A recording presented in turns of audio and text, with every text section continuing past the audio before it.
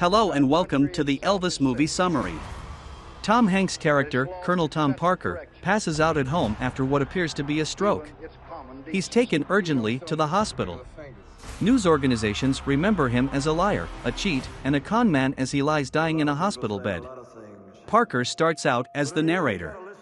He understands that even though many people may view him negatively, he sees himself as the person who gave the world Elvis Presley, the king of rock and roll, Austin Butler. In a flashback, the International Hotel in Las Vegas in the 1970s. Elvis's entourage is helping him stand by submerging his head in icy water as he struggles to stand. When Parker arrives, he declares that Elvis being able to take the stage is what matters most. Despite the commotion, Elvis is able to stand up and give an American trilogy to the audience, who is in awe. Parker continues his story while alone and traversing a deserted casino. The same media sites who reported Parker's death also accuse him of being responsible for what happened to Elvis, although he vehemently refutes those assertions. Parker starts telling his story in the middle of the 1950s, when he was an undocumented Dutch immigrant working at a carnival for Hank Snow, David Wenham. Jimmy Rogers, Hank's son, arrives with an album that has a country-like sound to it, Cody Smith McPhee. While the majority of the audience appears to enjoy the song, Hank and Parker don't believe it has any commercial potential because it has an African-American vibe. When Jimmy tells them that a white man is singing the song, Parker becomes genuinely interested. According to Parker, he met Elvis for the first time at a musical performance at one of Hank's performances for a radio performance, where the young guy was apprehensive about taking the stage. Gladys, Helen Thompson, his mother, prodded him to ascend, telling him that Jesse was keeping an eye on them. Jesse was Elvis's twin brother who passed away at childbirth, according to Parker's narration.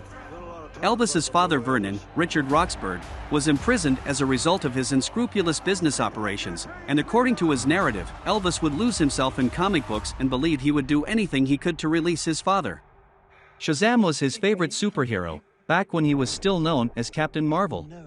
Elvis was a child, here played by Chaden J. He made friends with black kids and fell in love with their deep music. In order to make music and provide for his family, Elvis worked at Sun Records as an adult in the early 1950s. Everyone at the show prepares to see Elvis walk up and display his talent. He is initially made fun of by the crowd, but as soon as he starts singing and moving his hips, the ladies in the crowd fall in love with him. While the elder crowd finds Elvis repulsive and believes he is indecent, the feminine audience is awestruck by him. Parker follows Elvis as he joins Hank's musical tour in the South in an effort to win him over. Hank believes that Elvis is out of place for the audience he wishes to appeal to, despite the fact that he still attracts throngs of female lovers. Parker meets Elvis at a fair and has a conversation with him on the Ferris wheel. Parker assures Elvis that he can take him to new heights after telling Elvis that Hank wants to get rid of him. Elvis decides to collaborate with Parker because he wants to support his family. Even Gladys and Vernon are persuaded to join by the two, with Vernon being named to the managing role at the newly established Presley Enterprises. Elvis persuades Gladys that he can succeed in spite of her skepticism about his starting a new profession in music. Elvis is a truck worker before becoming famous for his music, but he is still in awe of black musicians in Memphis Beale Street, such as B.B. King, Kelvin Harrison Jr., and Big Mama Thornton, Shanka Dukura, the latter of whom sings the song Hound Dog that Elvis enjoys. Elvis's bosses at Sun Records also support his decision to go it alone. With Parker's assistance, Elvis is able to relocate his parents to the Graceland House, which is located close to Memphis, as his star starts to rise as his popularity soars. Additionally, Parker creates I Hate Elvis lapel buttons because even hatred can bring in some cash. Nevertheless, despite his success, parents and elected officials refer to Elvis as Elvis the Pelvis because of the sexual nature of his dance techniques and the way he seduces the female audience. Elvis and Parker are personally denounced by Senator James Eastland, Nicholas Bell, who demands that they change their ways or face jail time. Elvis is forced to tone down his music and dress more appropriately, relative to what a butler would wear, disappointing his fans and making Elvis angry at being restrained. Elvis and Gladys, the latter of whom has developed an alcohol addiction, are also strained as a result of this. He takes a car down to Beale Street, where he hangs out with B.B. King and other black people while they enjoy a performance by Little Richard, Alton Mason. When Elvis and B.B. are outside talking, BB tells Elvis that there are too many people making money off of him to try to put him in jail for what he does, so he should do anything he wants. Elvis is taken to a concert where he is warned not to move even a finger lest he be arrested. Elvis remembers BB's comments as he enters the stage and tells the audience that no one will be able to change him, amid the ecstatic applause of the audience. He starts to sing Trouble, and as he wiggles his hips, the audience's female members go wild. Parker is appalled and instructs security to remove Elvis from the stage where he is detained. Elvis is granted the option of serving his sentence in West Germany rather than going to prison for indecency in 1958. Gladys worries about her son's security, and she ultimately passes away. When Elvis and Vernon are asked to give statements during her funeral, they are both too distraught to do so. As a result, Elvis is left sitting in his mother's wardrobe sobbing next to her clothes. Parker intervenes and persuades him to go for Gladys' sake by stating that everything she gave up for her kid will be in vain. When Elvis is stationed in West Germany in 1959, Priscilla Wagner, Olivia de Jong, the teenage daughter of an army pilot, walks into his life.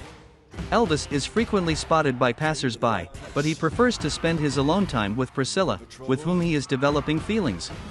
Elvis returns to the United States in the 1960s by acting in movies in Hollywood, California, starting with Love Me Tender.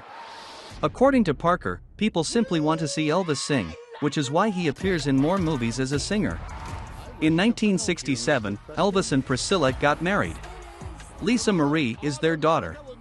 Later, Elvis forms his own group called the Memphis Mafia, which consists of Priscilla, Jerry Schilling, Luke Bracey, and several other people. Elvis becomes aware of Dr. Martin Luther King Jr.'s killing in April 1968 while he is traveling. Parker assures him that it has nothing to do with them, but Elvis is certain otherwise. Jerry introduces Elvis to Steve Binder, Dacre Montgomery, who is eager to assist Elvis with his work. The producers of the NBC Christmas special that Parker books Elvis for want him to perform a clean show and sing Here Comes Santa Claus. Elvis instead plays a number of his most popular songs, including Heartbreak Hotel and Jailhouse Rock. During a break, Elvis and the others find out about the murder of Robert Kennedy, which also severely disturbs Elvis. Since the producers won't pay him otherwise, Parker breaks it up and tells Elvis to perform a Christmas song, after which he will fire Elvis. When Elvis plays If I Can Dream as a protest song the following night, it becomes another popular tune. Parker brings Elvis to Las Vegas International Hotel a little later in 1970 since the hotel's owners want Elvis to perform there regularly. After receiving a sizable payment for Elvis, Parker is informed that his debts would be forgiven and that he will have an unending supply of credit as long as Elvis performs at the International, for gambling in the casinos. Elvis wants to start touring and playing abroad, but Parker won't let him because of his lack of documentation, which was brought up earlier when he was confronted by Senator Eastland, who had checked Parker's background.